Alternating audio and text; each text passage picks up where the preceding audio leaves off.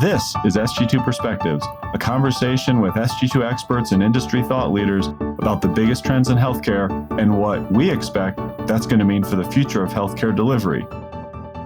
We have long known that this workforce shortage or crisis is here and that it requires thinking on short, mid, and long-term lens. The issue today is this focus around health systems of addressing where are their gaps, where are their pressure points, and that with an initial short-term lens, we have to push all organizations making these bigger investments in thinking how we integrate humans and technology together. Welcome to Sg2 Perspectives. I'm your host, Trevor DaRin. I have my friend and colleague with me, Janelle Kwan, because we are going to talk about the human plus workforce, which means it encompasses many things. And I would rather have Janelle create the definition than me for what we're going to talk about for the next 20 minutes or so. So Janelle, what is the human plus workforce? What does it mean? Is this different than we've been experiencing? Why is now the time to talk about this?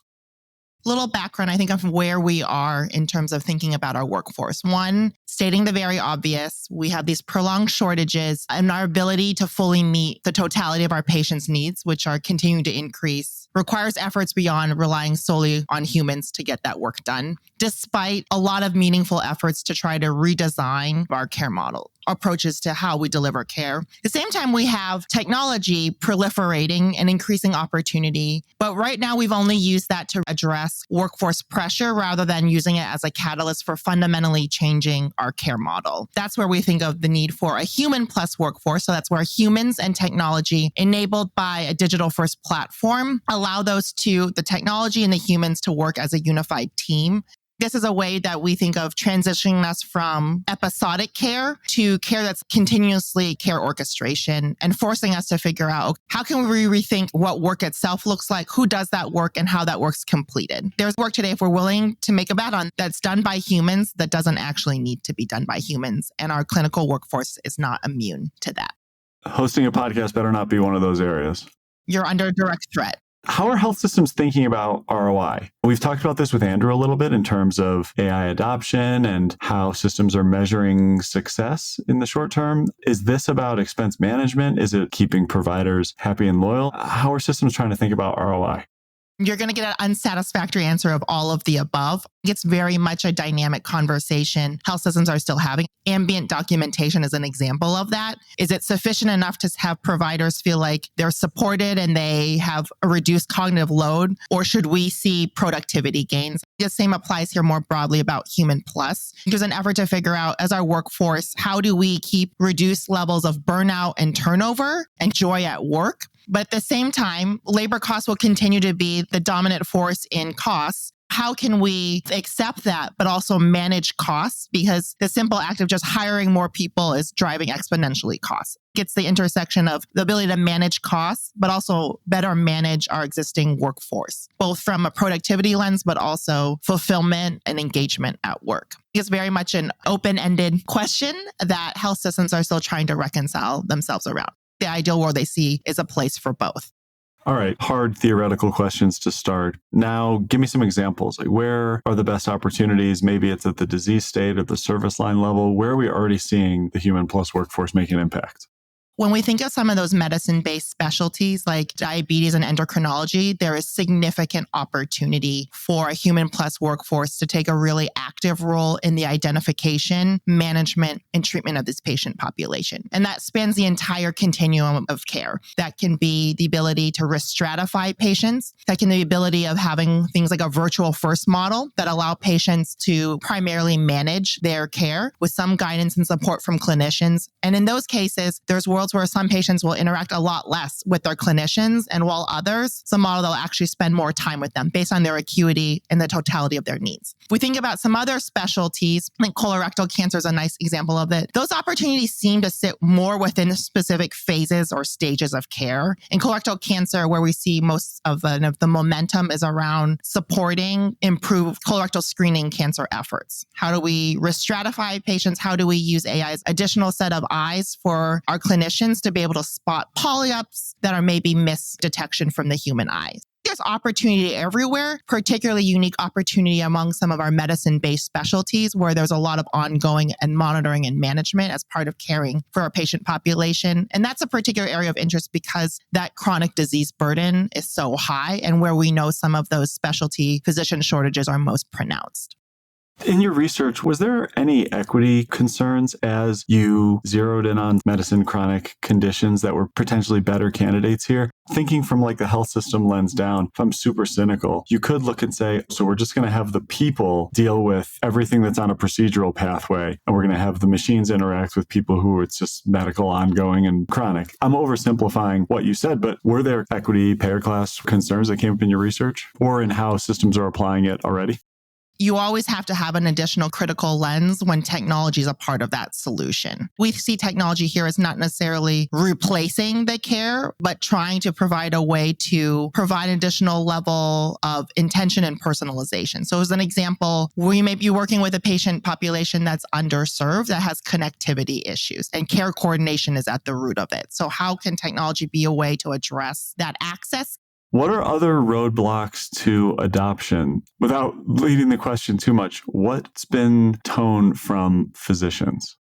Increasingly, physicians are open to the use of a technology-enabled solution under a specific set of conditions. One, generationally, newer physicians, meaning earlier in their careers, have been more exposed in their training to technology. They also grew up a generation at a point where they are probably naturally more comfortable with it. We found clinicians can be receptive and even enthusiastic about technology if they are part of the conversation, helping at the root of why are we using it and for what end. And that's where physician champions can be particularly powerful because of the trust they have among their peers. Where we run afoul or we lack engagement if they're not part of the conversation. It's also positing and having appreciation for being clear on what that role of technology is in. It is not making the argument that they are equivalent or superior to the competency and skill of our clinicians, but rather, can we be thoughtful about figuring out ways for it to help manage the work that you don't need to do? It's part of your day-to-day, but it's a deep dissatisfier. It's time-consuming and isn't really aligned with what you're trained or even sought out the profession in the first place. Or can it help fill skill gaps that you don't have and allow you to do your job more effectively? I think the last piece is the feeling that's not trying to strip them or question their wisdom, but rather allow them to be the best version of themselves at work and to care for the patients in the way that they want to. It actually segues nice into what was the next question. That makes total sense around what's going to make it appealing for physicians and providers. Thinking about their role, we've seen the role of humans change in other industries that adopted AI really quickly. How's the role of humans going to change in the human plus healthcare workforce? Going forward, we don't see any role within the health system not enabled or augmented in some form by technology. As we think about what the workforce across roles look like, that's a constant. And I think there's going to be a wider, ideally, proportion of their work that is highly complex, nuanced work, less of the manual and operational tasks. That's the real opportunity for technology and for them to weigh in on more of the cognitively complex tasks, decision-making, and collaboration that sits squarely with humans, particularly when we think about some of our clinician workforce. So we talked to a lot of providers today. They say that they miss the collaboration and the ability to kind of ideate things, those non-transactional responsibilities. And in an ideal world, technology is able to manage and own some of the things that they don't need to do and enhance some of that work that they're seeking to do. The path forward is every role and everyone going forward is going to have to be enabled or augmented in some form by technology. That introduces interesting next steps for health systems. This is about also requiring us, to build a workforce that is technically confident and fluid. There's the need for training and building comfort around technology, particularly AI at scale. So across roles and organizations, starting to see some health systems pilot that. But it also requires us to reframe how we think people build expertise. We're very much an industry anchored by degrees and formal training, but the pace with which technology and AI in particular are evolving means that there is a real need for on-the-job, ongoing training and education. Expertise not necessarily being conferred exclusively through formal education and degrees, but also through on-the-job learning, training, and piloting. So zooming out from a health system perspective, how are different types of health systems adopting at different paces? This is one where we are increasingly seeing health systems of all varieties, sizes, shapes, and locations having this conversation. Certainly, some of our academic institutions, because they have that strong research arm, have a natural incubator to help ideate some of these technologies and provide a venue to actually test and pilot them. Every organization will continue to go at a slightly different route because your starting point is figuring out where is their greatest impact from it, what sort of questions or issues can I use to address it through, and that will dictate the path that you take. The key now for what is true for all health systems is one, you have to start playing in this space. And two, it's ultimately the end goal is to be able to do this at scale. That requires you to answer two essential questions. Where does this Human Plus workforce fit in our larger strategy? And how do we articulate to that organization? And how do we make investments and pilot in a way that allows us to move from this cool concept that we're excited about to one that tangibly moves us forward? All right. I'm starting to see a theme that many health systems' short-term priorities are not as aligned as they would like with their longer-term vision for where they believe their health system is going to have to go. Let's take ambulatory first as an example. We don't have to pitch to anyone anymore that that's a mindset that's going to make a lot more sense in the future, but it's hard steps to get there, and many feel like it's hard to get started, and they're probably not changing at the pace that non-traditional competitors and payers and consumers are expecting and policies moving them. Is this another example of a place where the near-term initiatives are not aligned with where systems have acknowledged they're going to have to be 10 years from now? I'm hoping it's not, but is it another example where it doesn't feel like we're on a linear trajectory?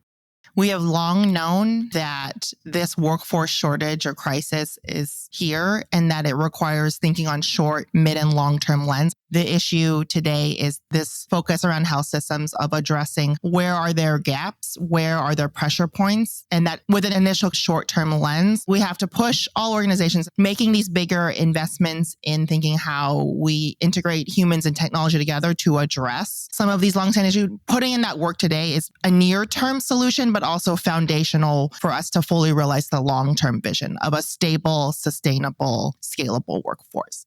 Your answer was more succinct than my question. Good job. Thanks so much for sharing your perspective. Thanks so much for sharing this new piece of research. It's a topic that I know every health system's grappling with, and they value your insights. So thanks for sharing. Thank you, Trevor. Thanks for listening. If you like this episode, please subscribe, rate, and review us, and/or follow us on Twitter and LinkedIn at Sg2 Healthcare. And if you want to talk more about innovative healthcare strategies, you can always email me at sg2perspectives@sg2.com. Finally, Sg2 is a Vizient company, and there are a bunch of Vizient podcasts that you might like. You can find them at Vizient /podcasts. Have a great day.